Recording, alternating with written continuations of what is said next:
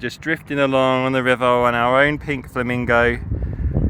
All the luxuries of Virgin are not here. Best thing about this, though, I was worried about was having a soggy bottom. Was you, John, as well? Yeah, there's no soggy bottom. No soggy bottom, no. And the sun's come out for us. Lovely. Look at it, it's so beautiful. We paid for this holiday ourselves, and any opinions we express are based solely on our own experiences. So first up, food. So we had a chat and we think that the food was still really good quality. Lots and lots of choice on the cruise. The only thing we didn't like was the booking process. So when we were selecting the times, we could only select after 9 o'clock, and even when we're on the ship it was hard to change them. They said that you can queue up and risk it, but we didn't see like that was really possible, especially at the wake. There was no chance of getting in if you hadn't got a booking. And weirdly, like, all the food was tepid in all the restaurants. So last time it was only really the Mexican that was like lukewarm, but this time it's every single restaurant was never really hot, which was a bit disappointing. We're moving the ship. Oh, it's quite quick. Okay, so I'm going to talk to you about entertainment if I can get over my life jacket here. So we went and saw a few shows and they were all really good. We saw Love, Love, Love with the hostess. You are beautiful, like a dream come alive, incredible. She had an amazing voice and she asked me a question, how can you show your love to someone? My Mangala, that was funny, but you had to be in the right frame of mind and be generous with it, because it was actually like not so like laugh out funny at all times. It was a bit silly at times, and it was mixed reviews. Like, people we spoke to, some people didn't really like it, but we liked it because we quite like The Show That Goes Wrong, and it's by the same people. We went and saw Persephone. Persephone was really amazing. Really enjoyed that. You know, such a great production put together, dancing, acrobatics, music, singing, video, that we call it, like the video stuff from the screens. It was just also, it was so cool, wasn't it? So different. And also the Scarlet Night.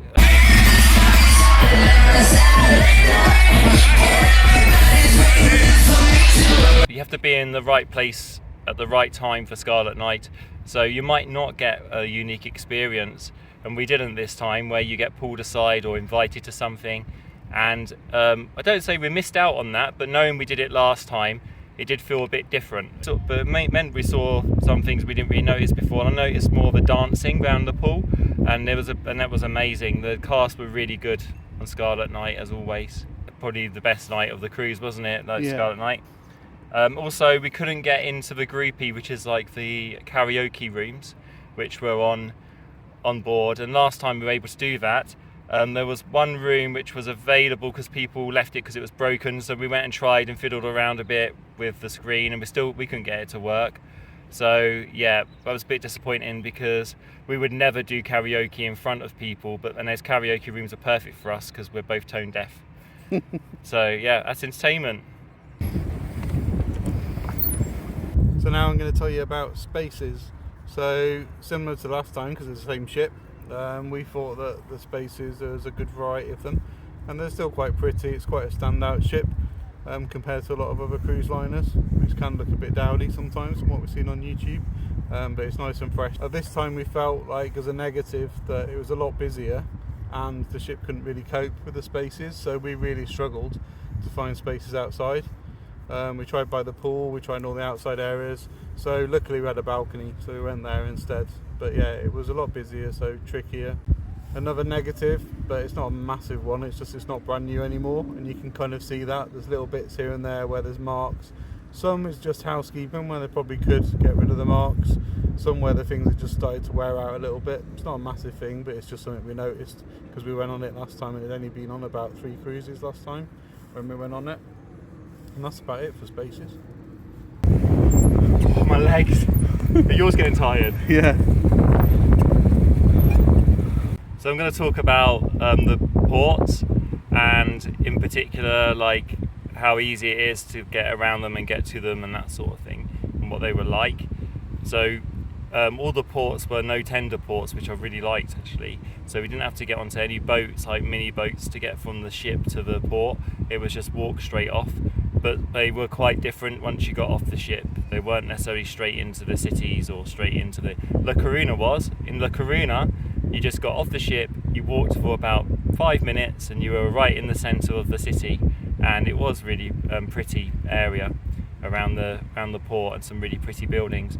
We didn't feel there was a lot to do there. We did go to the lighthouse and we did go up the lighthouse and we did walk around, but the weather wasn't particularly on our side when we were walking around. It was sunshine and showers or light showers, and it was like threatening. But oh my goodness, when we got back after the trip, it got really sunny. I spent the afternoon on the pool, which was really nice.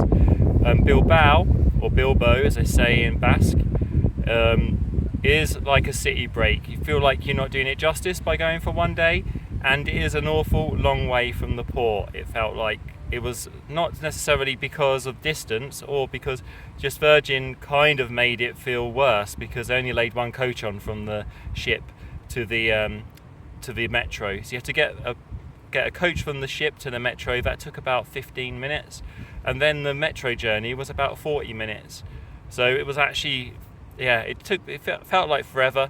Maybe we just weren't expecting that, because I just expected to walk off the ship into Bilbao like after the Coruna. When you got there, it was worth it. It was a very pretty place, picturesque. The weather was not on our side at all that day. It was spotting the rain every now and again. It was very busy and it felt quite rushed going around. I mean, there was lots of things to see there. Like you had the art gallery, Guggenheim. You could have gone on river tours. I imagine there was a lot to see. We did go up to a park on a vernacular. Vernacular ride itself was interesting and fun. The park itself at the top didn't really offer very much apart from amazing views. So if you're a views person, like views, it was a really nice views, but I was expecting a bit more from the park actually when we got to the top. The next port was Le Verdon, which served Bordeaux. There was a free bus shuttle to Soulac, which was like a small, I would say small town near to Le Verdon. Soulac was pretty, very, very pretty. We'd like to go back there. Sand dunes, had a very chilled seaside vibe, French vibe, friendly and efficient. The people there were very friendly to us and kind, and yeah. But if you wanted to go to Bordeaux, it was going to cost. Just pedaling backwards as we get too close to the edge. Enjoying it? Yeah. A little bit out of breath because of the pedaling and the pedalo so much. So $110 to get to Bordeaux, and it takes 2 hours. No, thank you. We just thought 4 hours out of the day to go there. And again, Bordeaux is a beautiful city. It's an amazing city. You're going to want to spend more than like a couple of hours there. So we'd rather go there for like a city break. So that was our decision. That's why we took the free shuttle to Soulac, and we had a fantastic time there anyway. But Virgin kept it very quiet about the Soulac shuttle, and right up to the end they didn't say they were going to lay on a free shuttle, but they do lay on free shuttles, so don't worry. I'll go through value now, if you can hear me over the squeaky pedalo. So the cost was really good, we think. So it was $1,886. So I'll put on what that is in pounds on the screen because it varies. We deposited $300 last time on the cruise when we were in Greece. So obviously that just comes off the price. But then they gave us $600 of onboard credit. It's called Sailor Loot. That was amazing. We didn't have to buy a thing basically on the ship. We actually had so much left that we just bought aftershave in the end. So that was really good value. So basically it was $314 a night, which we think is good value for your food and your board, and then the transfers to the resorts. The only downsides is that we didn't get to pick our cabin, so we just got allocated one, and that's because of taking up the offer last year on board. And also we were and ahhing at one point at cancelling, and basically once you booked it you can't cancel without losing the $600, so you're kind of tied in really. The offer's not really as transparent as before it was. There's lots of terms to it. So we'll talk about the cabin now.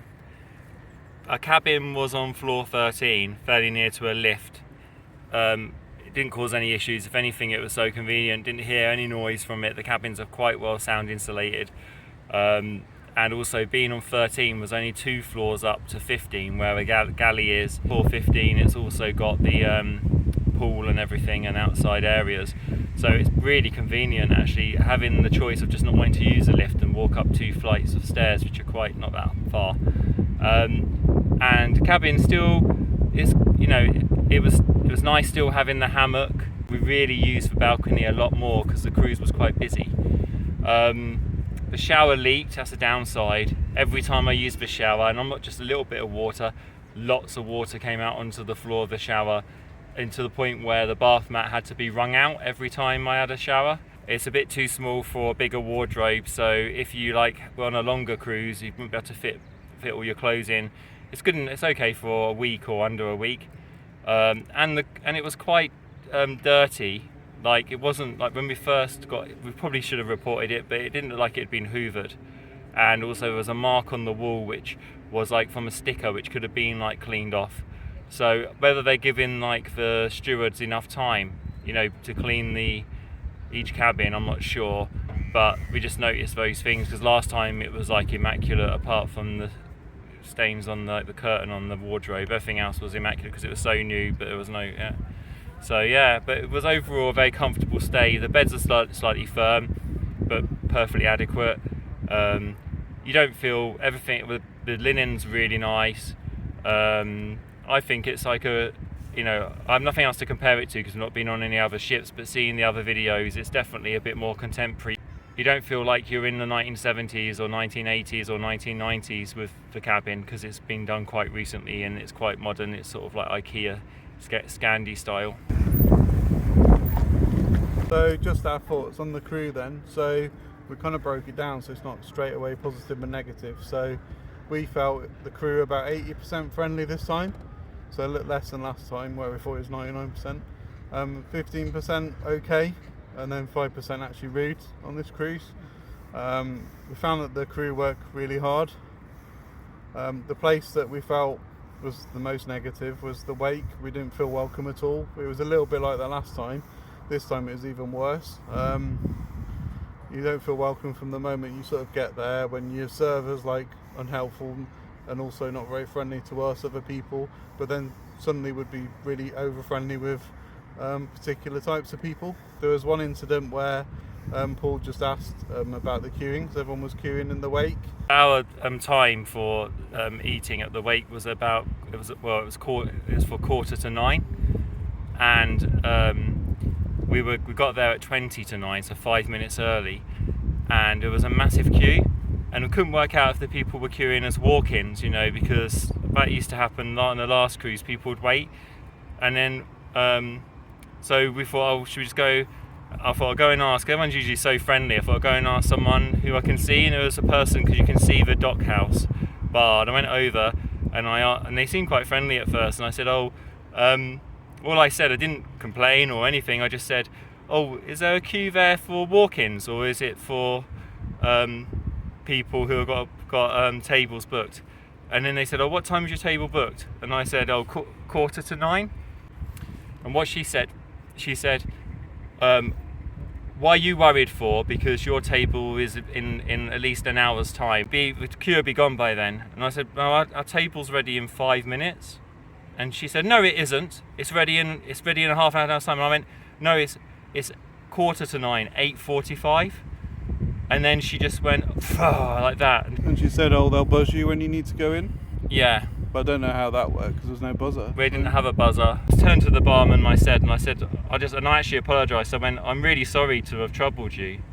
And the barman went, it doesn't matter, don't worry about it. It's a question, and I asked it in a way which was polite. I didn't ask it in a way which was like, I went away from the situation feeling really annoyed, and I hadn't been annoyed before. I'd been sort of talked to in like I was a piece of rubbish. That's how I felt like I was spoken to. We're going home. The big question for us is, will we do it again? So hopefully we've been able to give an honest review, like positives and negatives, and not too negative. We're just trying to be honest, aren't we? Yeah. Basically we're unsure at the moment. We didn't put down the deposit this time. The actual deposit offer's changed. It's a lot worse than it was when we had it before, so that's a factor. So I'll put on the screen the deal that it actually is now. other people on the ship said Virgin was really good, much better than other cruise lines, and that kind of worries us a little bit of what other cruise lines might be like. So we'd have to look into the other ones a bit more before considering the other cruise lines. Maybe a 3-day cruise might be something we'd want to do. We did like one of the other Virgin cruises that goes from Barcelona and goes to, I think Paul wanted to go to Sicily. Or Yeah, Sardinia. goes to Italy, like Italian islands and that. I think, and it might even go to Ibiza as well. I'm not sure if I mixed up. I know definitely there's one that goes to Italy and there's one that goes to like France. Yeah, and also they're bringing out loads of new ones as well, so it might be Yeah. worth keeping an eye on them. But as I said, at the moment we're unsure, so watch this space. It's disembarkation day. Never had such a hard disembarkation day. It's like going the wrong way, John. So we hope you enjoyed this little honest review of our cruise. If you like this video, remember to put your thumbs up and like. Hit the notifications bell if you want to be notified of when we've got new videos. We're drifting. Every week, and we're drifting. Don't know where we're going. We end up it's like, if we don't come back from this video, send out a search party please to help and rescue us from our They said to scream if you get in trouble. Yeah.